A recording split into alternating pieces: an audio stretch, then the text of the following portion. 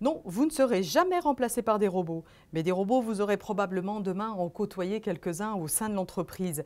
Des robots comme celui développé dans le cadre d'un projet piloté par la division informatique et une start-up innovante.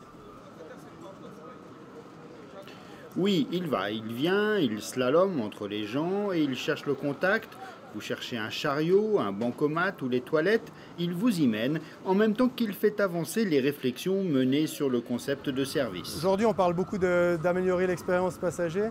Clairement, le robot s'inscrit dans cette approche, amener une expérience différente à nos passagers, pouvoir aussi leur dire vous êtes arrivé en Suisse, un pays qui innove, à la pointe de l'innovation technologique, et l'illustrer avec le robot, c'est une très bonne façon de le faire.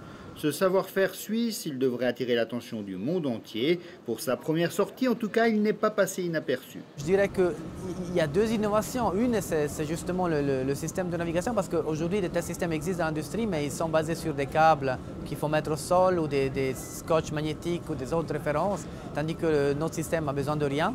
Donc ça, c'est une innovation technologique. Après, il y a une innovation dans l'application. À ma connaissance, il n'y a pas encore un guide dans les aéroports qui permet d'accéder plus facilement à des services. Donc il y a une double innovation, et c'est que surtout cette deuxième innovation qui est fondamentale pour avoir une utilité d'un robot vient de l'interaction et la collaboration avec l'aéroport de Genève. Les passagers, eux, ils semblent avoir adopté le robot sans réticence et ont salué ses premiers pas, des premiers pas qui pourraient le mener loin.